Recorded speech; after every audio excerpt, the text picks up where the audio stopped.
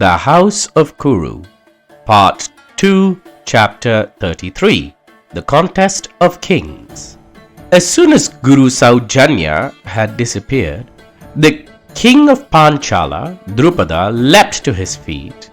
"Satyajit, bring my chariot," he thundered. Satyajit, the brother of Drupada, had already departed for the stables. The king of Panchala decked himself with jewels and fine ornaments. He then took the most expensive silken cloth and wrapped it around more exquisite jewels and precious stones and metals.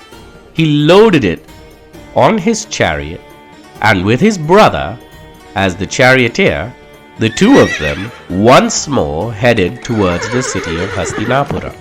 Once more, the walls of the city of Hastinapura began to secure themselves on the sight of the four-horse chariot drawn by the brother of the king, Drupada. The chariot held the insignia of the Panchala kingdom and a flag indicating the same. Despite this, the king Dhritarashtra was informed about the arrival of King Drupada, and this time neither he nor Shakuni made any comments about the safety of Hastinapura. Guru Drona, however, asked Dhrishtadyumna to approach him with his battlements and weapons at the ready. Curious, the student did as he was told. Dhrishtadyumna, the fireborn son of King Drupada, was armed to the teeth, drenched in the finest armor, and was placed just outside the palace walls. He too was seated on a four-horse chariot ready to face his father. As soon as the king of Panchala reached the front of the city gates, he saw an armored Dhyumna ready for battle. Under the instructions of Guru Drona, Dhyumna blew the battle conch and formally declared war. King Drupada was both shocked and amused. He commanded Satyajit to blow the conch for acceptance of war, and the two men commenced a spectacular show of arms. King Drupada was both proud and amazed by the capacity of his fire-born son to have amassed such knowledge of arms within such a short duration. Once Guru Drona was convinced that Dhyumna had displayed his talent, he raised his forearm and opened his palm, indicating that the battle was over. King Drupada disembarked his chariot and raced to his son and embraced him. Guru Drona then approached the father and son with a smile on his face. King Drupada raised an outstretched arm holding a silken bag full of gold, jewels, and precious stones. "Tuition! Tuition for turning my son into a soldier! Please accept this, O best of men! Accept this and bring me honor," said the king of Panchala, and Guru Drona shook his head. "You are my friend, and you always will be. Do not insult me with wage," said the kind Guru, and King Drupada approached him and gave him a wide hug. Bhishma and Vidura had both accompanied the weapons master in case the things took an unexpected turn.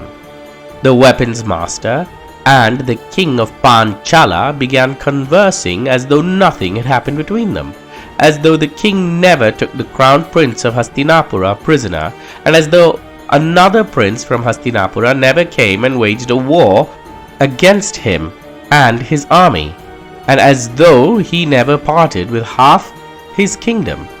The two men chatted amongst each other as equals. Fully convinced that Guru Drona is indeed his ally, he made the request formal. "Best of the priestly class, I am sure you know the sons of Pandu were slain, were accidentally killed in a palace fire," said the king of Panchala as he threw a dirty look to Dhritarashtra and Shakuni. One of the perks of being blind meant that the emperor of Hastinapura did not need to see King Drupada's scowling face. Shakuni ignored it completely, maintaining the ruse of an unfortunate accident. Thinking it wise to separate the Emperor of Hastinapura and the scowling king of Panchala, Satyajit cunningly directed them out of the palace and made their way to the stables. The conversations went from standing armies to powerful weapons, and finally to the topic of Panchali. Dearest friend, I thank you deeply for training my son as an Atiratha. No ordinary foe can withstand my arrows, but under your tutelage, my son not only fought me, but also posed a threat.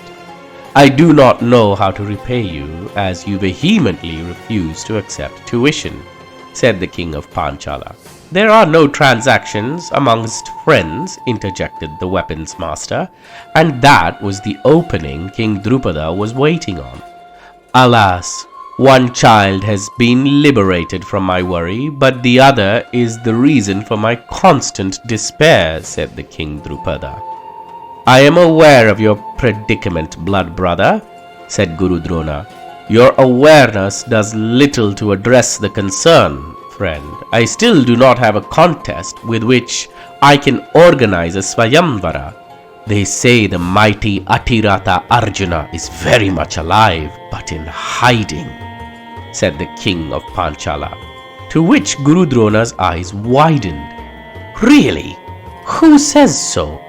Envoys sent out by the Emperor of Hastinapura clearly saw the charred bodies of the sons of Pandu, full of their armors and jewels dangling from their corpses, said the weapons master. But I have to believe that Arjuna is still alive if I am certain Arjuna passed away in the palace fire. My daughter will immolate herself. That is the oath she has taken, and I have created the ruse that he is very much alive, said the king of Panchala. I cannot part with my daughter, weapons master. I cannot allow her to immolate herself. So please, tell me of some way through which I can create a competition only the best archer in the land can win. Doing this will bring peace to me, as I would be convinced that I did all that I can to avert my daughter's death, implored the king, Drupada, as Guru Drona nodded vehemently. I have trained many archers, yet not a single archer can equal Arjuna. From the day I saw him, I knew he will be the best archer this world has ever seen, said Guru Drona, and King Drupada's eyes widened. Yes, yes, that is the man whom I want as my son-in-law. I want him, Guru Drona. I want him to win my daughter's hands, he exclaimed. If he were alive, you would have merely needed to approach him and offer your daughter's hand. But alas, my favorite student passed away in a fire, said Guru Drona.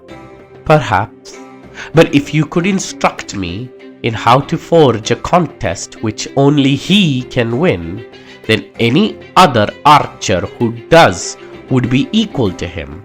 Therefore, please, wise teacher, please make haste to come and become the architect of this contest, implored the King Drupada once more, and Guru Drona nodded softly and began thinking. The one they call Arjuna is a Savyasachi. This means he is the only one who can fight with both hands. He is also able to fight in the dark, making him invincible in battle. This means he can fight without looking at his target, said the weapons master. And all this only increased King Drupada's desire to have him as his son-in-law. The more praise he heaped upon Arjuna, the more desperate he began to obtain that son of Pandu to be his son through marriage.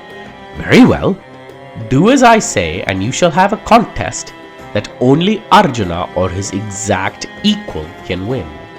First, send out invitations all over the land of Bharata instructing of a contest, and the victor of the contest shall obtain the daughter of Panchala as prize. Let's see if we can bait out Arjuna or his equal, said Guru Drona. And King Drupada, the king of Panchala, grew delighted with these words. The king of Panchala wasted no time in sending envoys to all the great kingdoms of the land. Vidarbha, Hastinapura, Magadha, and many great kingdoms were sent invitations to this contest. The contest of kings was the talk of the entire nation. The whole land of Bharata could only speak of this great contest. No one except Guru Drona and the king of Panchala knew the specifics of the contest, but some thought it involved wrestling an elephant, while others thought it was to throw a spear across several spinning hoops. The talk of the prize Panchali were the conversations that lasted entire afternoons about her birth, her beauty, and her apparent curse of the extinction of an entire race of warriors. Even the god incarnate, Krishna, was made aware of the contest of kings as the invites were sent out to the Vrishni clans. I will bring the contest of kings, father. Make preparations for a wedding the moment I arrive with the beautiful Panchali, boasted Suyodhana, and Dhritarashtra's face lit up with delight. His younger brother Shushasana nodded vehemently, and Karna, standing behind, promised to ensure that the prize was entirely his. The sons of Dhritarashtra had already decided that they had won the prize of the competition.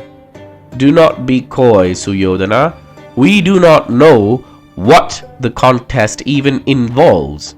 From what I hear, only an archer as good as the bowman Arjuna can best it, said Vidura. Then we have almost certainly won, for I am the better archer than Arjuna, and as soon as I obtain the prize, I will gladly bequeath her upon you, Suyodhana, interjected Karna, and Suyodhana smiled lovingly to his best friend.